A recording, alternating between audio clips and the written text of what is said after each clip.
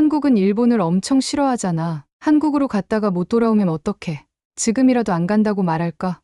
무서워서 한국 못 가겠어. 일본의 한 교실, 여고생들이 옹기종기 모여 심각한 표정으로 무언가를 이야기하고 있습니다. 한국에 가는 걸 두려워하는 걸로 보이는데요. 대체 왜 일본 여고생들은 한국에 대해 두려워하고 있을까요? 그리고 이후에 이들에겐 무슨 일이 일어났을까요? 안녕하세요. 저는 일본 도쿄에서 거주 중인 23살 미츠키입니다. 때는 제가 고등학생 시절인 5년 전이었어요. 다른 고등학교도 비슷하겠지만 저희 고등학교 같은 경우에도 대부분이 일본을 중심으로 수업이 이루어졌기 때문에 아시아의 다른 나라에 관하여서는 수업에서 비중 있게 다루지 않았는데요.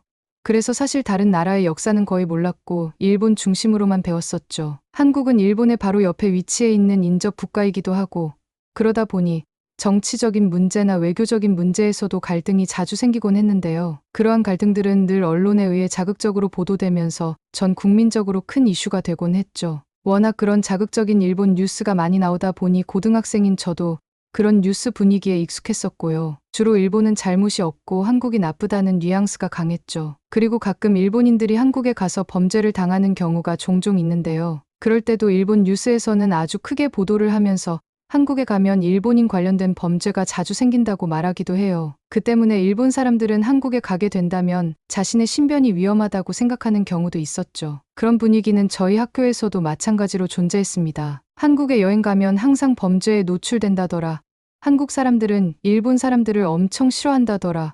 와 같은 소문이 늘 존재했죠. 그러던 와중에 당시 저희 고등학교에서는 학교에서 가는 여행에 대해 학생들과 학부모들에게 설문조사를 진행한 적이 있었는데요. 그 결과 국내 여행보다는 해외여행을 가서 학생들에게 해외 체험을 시켜주자는 여론이 많았고, 그래서 저희 고등학교는 결국 해외로 여행을 가는 것으로 결정했었어요. 물론 아직 어느 국가를 갈 건지에 대해서까지 구체적으로 정한 건 아니었고, 그냥 국내로 갈지 해외로 갈지에 대해서만 일단 설문조사를 진행한 것이었는데요. 그런데 저는 내심 한국에 가고 싶지는 않았어요. 왜냐하면 한국은 저에게 두려운 곳이었거든요. 물론 한국 여행을 재밌고 안전하게 다녀온 사람도 있기야 있겠지만 항상 봐오던 뉴스나 학생들 간의 소문 탓에 한국은 무서운 곳이라는 생각이 강했어요. 왠지 가면 해코지를 당할 것만 같고 그랬었죠. 그런 생각을 하며 여느 때처럼 학교를 다니고 있었는데 어느 날 담임 선생님이 저희에게 이번 여행지는 한국으로 결정이 되었다고 하는 게 아니겠어요? 뉴스에서는 계속 한국과 관련된 이야기들이 안 좋게 나오고 있는데 이런 시기에 한국을 꼭 가야 하는지 의문이 들었죠. 반 친구들도 웅성웅성대기 시작하였고 다들 뭔가 꺼림칙해 하길래 결국 학급 반장이었던 제가 쉬는 시간에 선생님께 따로 찾아가 여쭈어 보았는데요. 저는 어떻게 해서 한국으로의 여행이 결정되게 되었는지 여쭤보았어요. 그랬더니 저희 고등학교 이사장님의 결정으로 한국이 여행지로 결정되었다고 하는 거예요. 알고 보니 이사장님의 아내분이 한국분이시더라고요. 그래서 학생들 여행지로 한국을 엄청 추천을 했나 봐요. 저는 그 말을 듣고 어이가 없었어요. 여행은 학생들이 가는 건데 이사장님 마음대로 여행지를 결정하다니 정말 허탈했죠. 하지만 이미 결정되었다고 하니 제가 할 수 있는 건 없었어요. 어쩔 수 없다고 하니 그래. 이왕 가는 거 그냥 좋게 생각해 보자라고 마음 먹기로 했습니다. 이왕 가는 건데 가서 어떻게 즐기면 좋을지를 찾아보기로 한 거죠. 이때까지만 해도 한국이라는 나라에 대해 아는 것이라고는 TV에서 나오는 안 좋은 뉴스들, 그리고 친구들과의 카더라 내용 외에는 아는 게 없었습니다. 솔직히 학교 다니면서 공부를 해야 하다 보니 평소에 굳이 따로 더 찾아볼 생각도 안 했었고요. 하지만 이번에 한국 여행이 결정되었고 한국으로 가기 전까지는 꽤 시간이 남아 있어서 가기 전에 최대한 한국에 대한 정보를 찾아보려 하였죠. 그래야 조금이라도 더 여행을 알차게 즐길 수 있을 테니까요. 그러던 중 학교를 마치고 집에 누워서 쉬고 있던 어느 날이었어요. 저는 한국에 대한 정보를 어디서 찾을까 고민하며 휴대폰을 만지작대던 중이었죠. 그러다 제 머릿속에 문득 한국인 친구 사귀는 채팅 어플이 떠오르는 거예요. 요즘은 번역기도 잘 되어 있고 혹시 그 친구가 영어로 대화가 가능하면 영어로도 할 수 있으니까 대화가 불가능할 것 같지도 않았죠. 그래서 저는 바로 어플을 다운로드 받고 어플에 접속해서 한국인 친구를 찾아보기 시작했어요. 시간이 조금 지난 뒤 제 또래의 한 한국 남학생과 연결이 되었고 저희는 그렇게 대화를 시작하게 되었어요.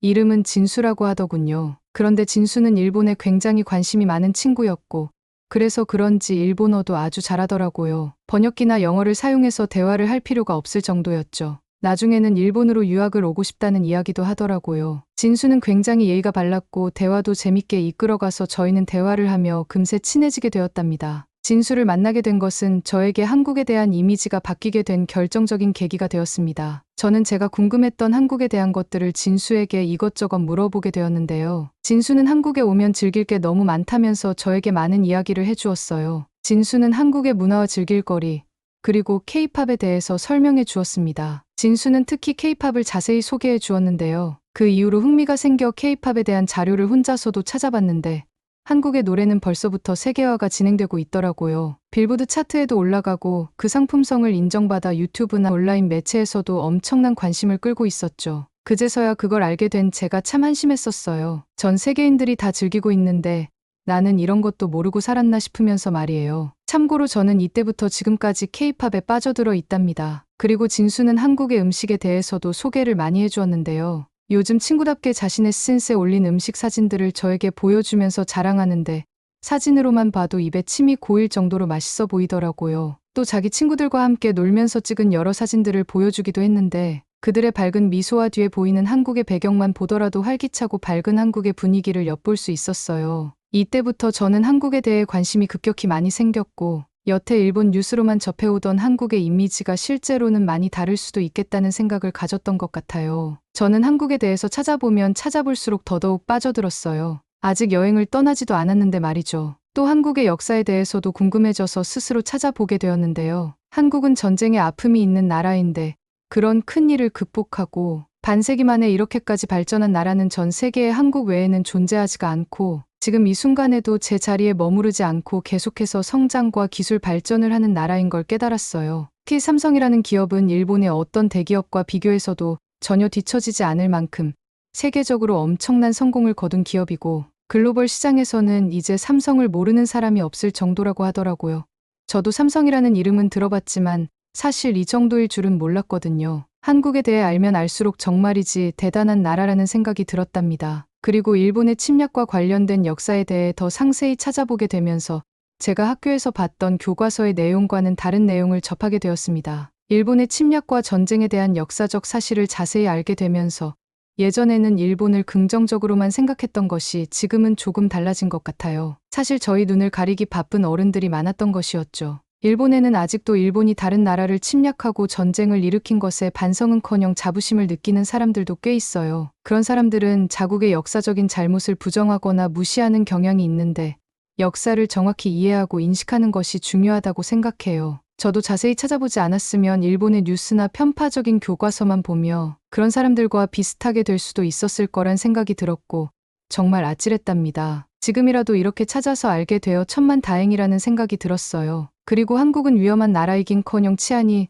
세계적으로 좋은 나라라는 것도 알게 되었는데요. 정말 한국은 안전하고 살기 좋은 나라라고 보여졌죠. 여태 제가 알고 있던 사실들이 대부분 잘못되었다는 걸 알았어요. 한국에 대해서 찾아보면 찾아볼수록 빨리 여행을 떠나고 싶은 마음이 들었습니다. 그런데 부모님께서는 아직도 한국에 대해 잘 모르시고 뉴스를 통해서만 접하시며 한국은 위험할 수 있으니까 조심하라고 신신당부를 하셨답니다. 그렇게 여행 날이 다가왔고 일본 공항을 떠나 한국으로 도착하였는데 한국의 공항은 정말 완벽했어요. 화장실, 편의점이나 음식점 등의 편의시설이 너무도 깔끔하고 외국인들이 방문해도 불편함이 없도록 되어 있다는 느낌이 들었죠. 공항의 크기도 엄청나서 그 웅장함에 깜짝 놀랐어요. 또 공항에서 일하시는 분들은 모두 깔끔하고 멋있어 보였죠. 공항에 오자마자 설레지 않을 수 없었는데요. 하지만 사람들이 많은 곳에 도착하니 혹시라도 일본에 대해 악감정을 가진 사람들이 있는 건 아닐지 살짝 움츠러들었죠. 아무리 한국에 대해 찾아보고 왔다고 하더라도 어쨌든 처음 와본 곳이었으니까요. 그런데 제 걱정과는 달리 교복을 입고 이동하는 저희를 향해 웃으며 인사해주는 분들이 정말 많았어요. 저희를 반겨주니 금세 기분이 좋아졌죠. 그중 기억에 남는 어떤 분은 일본어로 환영한다고 인사해주는 분도 계셨는데 발음이 조금 서툴기는 했지만 그게 뭐 중요할까요? 정말 진심으로 감사했죠. 아마 일본어 공부를 열심히 하고 계시는 분인 것 같았어요. 여하튼 그런 모습들을 보고 있자니 그간 한국인들은 일본인에게 해코지를 하는 존재라 생각했던 제 자신이 참 부끄러워졌습니다. 그렇게 공항을 떠나서 숙소에 도착하였고 짐을 정리한 후 점심 식사를 정해야 했는데 저는 부대찌개를 먹으러 갔어요. 왜냐하면 부대찌개에는 햄과 소시지가 들어간다고 했는데 제가 햄과 소시지를 엄청 좋아하거든요. 그런데 한국 도착 후 첫 식사로 맛을 보게 된 부대찌개는 정말이지 환상적이었어요. 앞접시에 한 국자 덜어가지고 맛을 보는데 국물이 칼칼하면서도 정말 시원하고 맛있었어요. 육수가 깔끔하고 깊은 맛이 나서 정말 좋았고, 또 소시지도 뭔가 저가형 특유의 맛이 날까봐 걱정을 했는데 전혀 그렇지 않고 맛이 너무 좋았답니다. 가안도 저에게는 딱 맞았어요. 부대찌개를 배부르게 먹고 저희는 다음 일정인 전주에 가서 한옥마을 구경을 했는데요. 가서 한복도 입어보면서 기념사진도 찍어보았죠. 한국의 전통과 멋을 알기에 너무나 좋은 곳이었습니다. 이곳에서의 기억은 아마 평생 잊지 못할 추억으로 남을 것 같아요. 저희는 길거리에서 파는 여러 가지 음식도 먹어보았는데요. 친구들과 함께 떡볶이를 먹어보려고 길에 있는 포장마차에 가서 떡볶이와 어묵을 시켜보았답니다. 기대를 하며 먹었는데요. 조금 매웠지만 떡의 쫀득한 식감이 정말 좋았습니다. 매콤하지만 달콤하기도 하면서 정말 맛있었지요.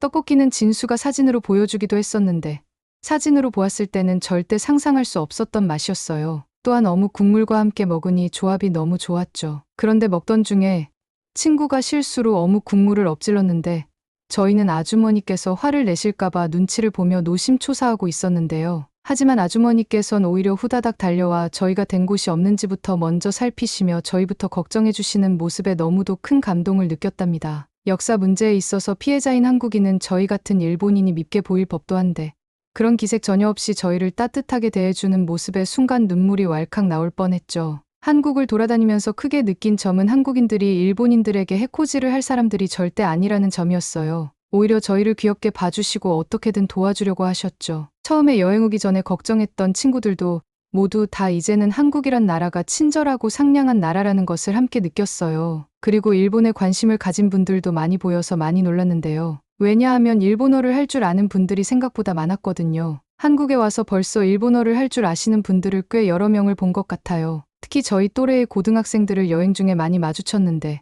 그들 중에 기본적인 일본어를 할 줄 아는 학생들이 생각보다 많아서 정말 놀랐답니다. 일본에 관심을 가져줘서 참 고마운 마음이 들었죠. 미래 세대들은 보다 더 교류를 활성화해서 한일 관계가 지금보다 더 좋아졌으면 하는 바람이 컸어요. 그 한국의 친구들과 저희들은 웃으며 간단한 인사도 나누고 셀카도 찍으면서 즐거운 추억을 남기기도 하였어요. 이렇게 일본에 관심을 가져주는 사람도 많고 사람들도 친절한데 왜 일본에서는 이런 분위기는 보도되지 않고 늘 자극적인 뉴스만 나오는지 모르겠더라고요.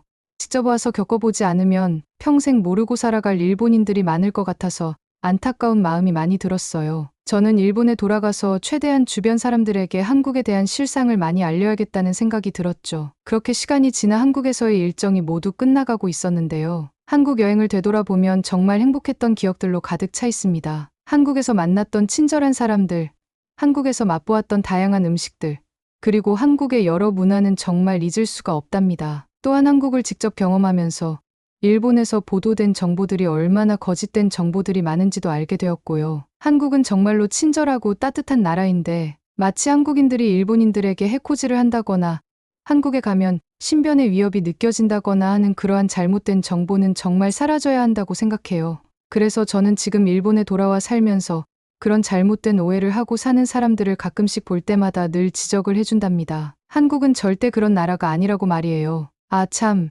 제가 한국에 가기 전 한국에 대한 많은 이야기를 들려주었던 진수와는 요즘에도 연락을 하고 지내고 있답니다. 진수는 요즘 일본에서 대학을 다니고 있거든요. 그때의 인연이 아직까지도 이어지며 저희는 가끔 만나 밥도 먹고 수다도 떠는 친한 친구가 되었어요. 저에게는 참 소중한 인연이죠. 내년에는 진수 방학 때에 맞춰서 저도 남동생과 같이 한국에 또 가기로 했는데 그때 진수가 자기네 집에 놀러 오라고도 했어요. 진수네 부모님께서 한국 요리해 준다고 하셨다면서 말이에요. 한국에서 맛봤던 음식들이 너무 맛있었던 기억 탓에 벌써부터 너무 기대가 되고 또 이번엔 어딜 구경하며 여행할지 설레어서 벌써 두근두근한답니다. 제 두 번째 한국 여행도 특별하고 따뜻한 경험이 되리라 믿어요. 한국에서 행복한 여행을 마치고 돌아와 일본에서 한국의 이미지를 열심히 알리며 살아가고 있는 미츠키 양의 사연 어떠셨나요? 사연이 좋으셨다면 구독과 좋아요 부탁드립니다. 구독과 좋아요는 더욱더 감동적인 사연을 전달해 드리는 데 큰 힘이 됩니다. 시청해 주셔서 감사합니다.